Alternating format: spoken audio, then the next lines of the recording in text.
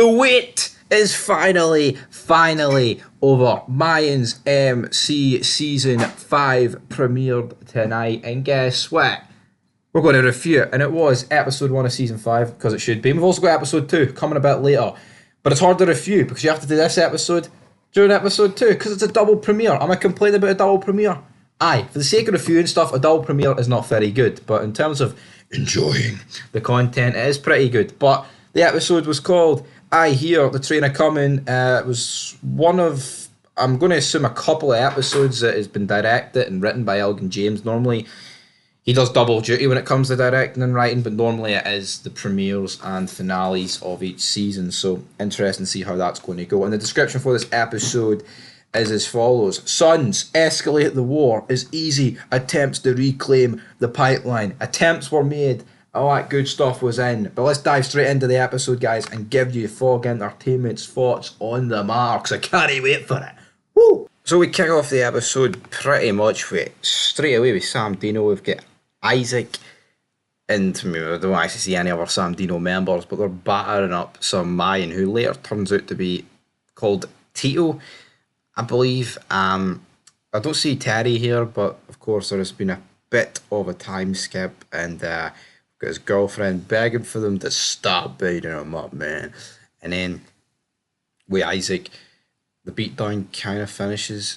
He's kind of got like a bit of a, I mean, apparently he's got brain damage, not looking good, and the whole charter's completely caved in. So, and then to top things off, Isaac comes over and absolutely pishes on him. But not bad, because it's Easy's birthday, apparently. Which Easy gets a surprise for Sophia, which I thought was weird that we've literally kicked off this season with Sam Dino, which it's weird to get Sam Dino screen time, and then to this, to which Angel then arrives. We get introduced to the prospect of Bottles, who opens the gates. This guy just seems like an absolute geek. We did see Angel with Had to Leader and his kid. Nothing major going on there. He arrives. Easy's like, have you nothing to say to me? So obviously we're sitting here thinking, as the viewer, that, well, this could be the fact that it's alluded to that Angel could have potentially burnt down the heroin, but in reality Easy's just wanting his brother to wish him happy birthday, to which he goes in to the clubhouse and the rest of them wish him happy birthday. So it was kind of funny, I guess, for what it was, but nothing spectacular. We go in and yeah, we've got a sit down happening. We get introduced to this new Mayan who hugs Easy. Turns out this is a Barra's kid, which makes a bit of sense because in like usually when at the start of an episode they show you like previously on the Mayans and it shows you a Barra getting killed. I thought it was just showing you like, here, this is how like the Mayan Civil War started and then end it sort of deal. But turns out this guy's a Barra's kid and he holds a bit of guilt, which we've seen him confronting like Silo and Inland Empire. I mean, they didn't really have much to do with it, for being honest. But we do get the Mayans sit down, and this was good. With Bishop basically saying fuck Diaz, fuck Northern California. It seems like charming. We've got Sons and Oakland are basically sitting on peace.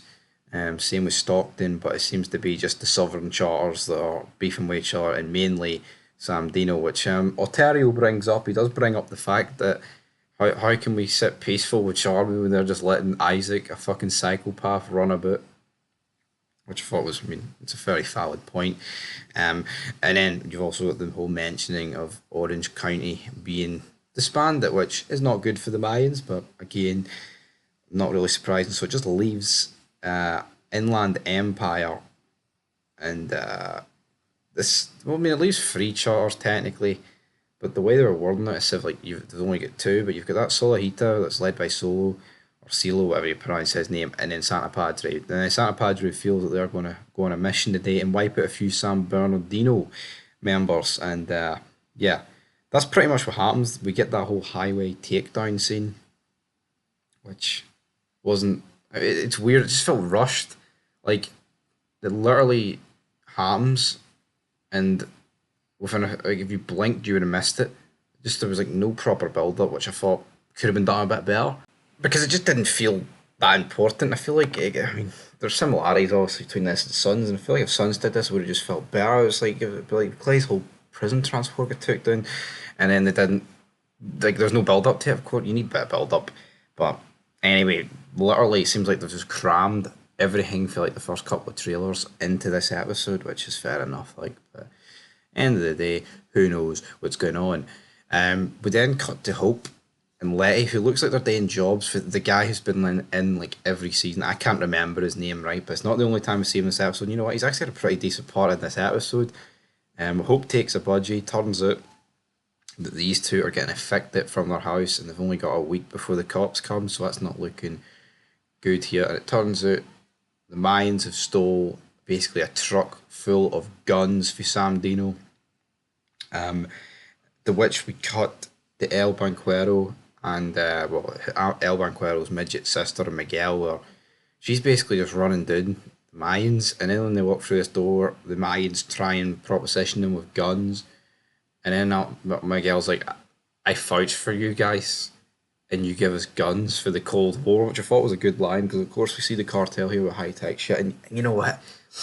It's kind of right, but no, it's also like burying the entire Suns gimmick, because when Suns did guns, you know, it was obviously they did high powered guns with like the IRA, the cartel, but for the most part it was AKs, and I kind of see where Miguel's coming from. I mean, it is 2023, we're running about with fucking AK-47s for the Cold War, but kind of weird that the cartel would just pass them up. Here's Easy trying to make peace in the whole heroin pipeline, but who knows what's going on, and it turns out somebody else has picked up that pipeline and Easy wants to find out. But Letty and Hope are doing some sort of main job here next. Hope's kind of reluctant about doing it.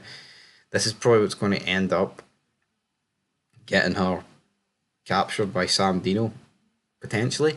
And talking of Sam Dino, look at the Sam Dino charter having chapel, and you know what? My God, this is exactly what we need it.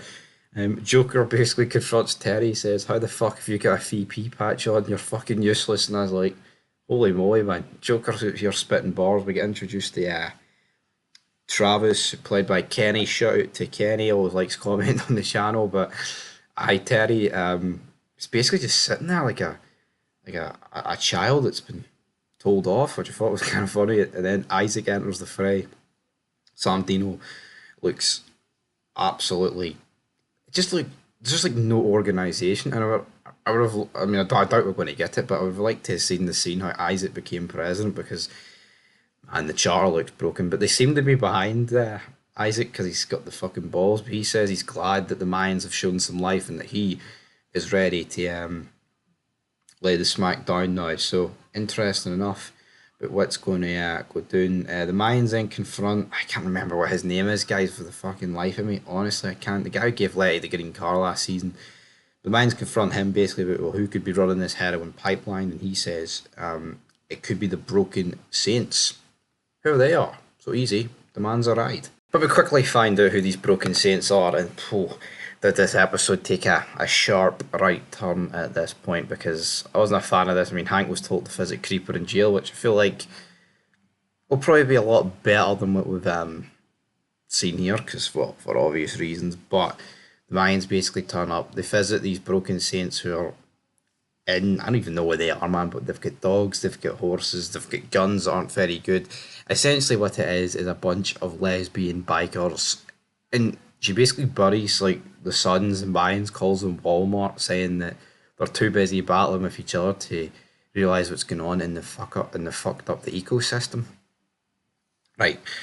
Who the fuck is Broken Saints MC? It's just, I mean, a bunch of lesbian bike. Oh, come on. That's just, that, I mean, that is 2020. And Easy's just letting her speak down to him. Mayans literally wipe out Sam Dino in the morning, and by the afternoon, they've tucked her tail in between their legs.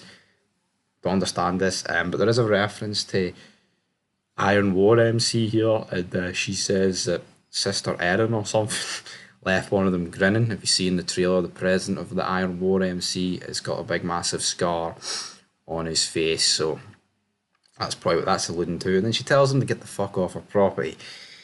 I mean, blatant disrespect to Easy and the Mayans here. It almost feels like these ones would have to kill the Mayans. I mean, if the Mayans have any sense, they just go back and wipe these fuckers out, man. I mean, they'll go into a Sam Dino clubhouse and do a massacre, but they wouldn't do it to these jabronis. But yeah, that whole MC sucks, in my personal opinion. But then we get some Angel, Felipe, Adelita, family time. We've seen it in the trailer, so I'm not really too surprised that we've got that in this episode. But I feel like everything we've seen in the trailers is literally. I mean, I wouldn't say it's been forced into this episode, but I mean, I guess that you could say that bodes well. That not an awful lot looks. I mean, looks like we'll probably get Iron War next episode, and Sam Dino confront Inland Empire, but it is what it is. Felipe tells Adelita that secrets destroy anything good. Angel needs to know, and then we see Angel and Felipe talking about Easy, but Felipe just gives it the whole talk about, there's no good Reyes men left, and Angel's son, you could be the difference maker. I don't really understand. What's Easy done for Felipe to think that he's so bad? Like, yeah, right, he killed Gabby, but Angel's done some really bad stuff too. I mean, just because he's had a kid doesn't automatically mean the slate is clear. It really doesn't. But yeah, apparently Angel's no giving up in Easy, and we see that in the next scene because we've got a birthday party here for Easy. We've got him, Sophia, his Doug's even wearing a hat, which I guess was kind of cute for the Doug to wear, but at the end of the day, was it doing much for me? No, really. But then a car pulls up, Easy goes outside with his gun, and it's Angel, and he reveals to Easy that Adelita's back, but has Adelita not been back for about 4 months? So to me, how would Easy not know about that? I mean, I guess if Angel never really told him, he would keep it on the down low, and then he's like, and look, you're an uncle, so happy birthday, Easy. Your uncle, Easy. It's weird seeing Easy act like this with a family member, but Angel brings up a point. He says, this war, we've got families, we don't really, he's not saying we don't need the war, but just remember, so don't go balls deep into a war with Sam Dino is pretty much the task at hand here that Angel is putting out as we head to the next scene. But yeah, the next episode will be starting soon. I believe we've only one more break here to go. But yeah, I'm not that impressed with the premiere. I've seen people on Twitter saying the acting's not been that good. I just feel like the plot, it's been all over the place. It definitely seems like that it's been rushed since they knew this is the final season. I feel like they've tried to cram as much stuff into one episode without an awful lot happening. So yeah, who knows how it's going to go down, guys. But episode one so far, not good. I say not good. It's probably about a 4 or a 5, but it could be less than that if I'm being honest for the final season premiere. It's no filling me with much hope for the season, but you never know. I mean, I think the Sam Dino parts have been good, but I think the actual Mayan stuff, I mean, especially that lesbian MC, what the fuck's going on there? We then cut to Bishop. He's outside the clubhouse with Trini. He then like drives off and sees his wife, or well, not his ex-wife, I believe, and she's like, "Oh, the day you stay, that's the day this becomes a problem or something." It's weird that we were getting a lot of Bishop screen time here at the end of the episode, which kind of just felt not forced, but don't really understand what else is going on here. We also cut to San Bernardino. We've got Isaac in the clubhouse, and we just seem to have like a massive orgy here, which I mean, it kind of does go against. No, it doesn't really go against like Sons, but Isaac is weird, and this is like Meth Mountain esque. And if he's the president, I'm not really surprised that that has been, you know, utilized over here. But we cut to prison, and this is where, well, I say we cut to prison. Easy looks at a drawing that is, what do you call him? His nephew, his new nephew that he's new all 10 minutes is Drew for him. But we cut to prison, and finally we get a glimpse of Creeper. But there is this big white guy. He's basically saying, "Did you get it? Does your like girlfriend?" But his girlfriend, it turns she's brought a shiv into the prison, and she put it inside her, and now she's trying to get it out. She couldn't get it out in the toilet. Now she's trying to get it at the table, and then she passes it to him. And then we get Creeper walking. He's like, some guy asks him like, what did Hank say? And he's like, oh well.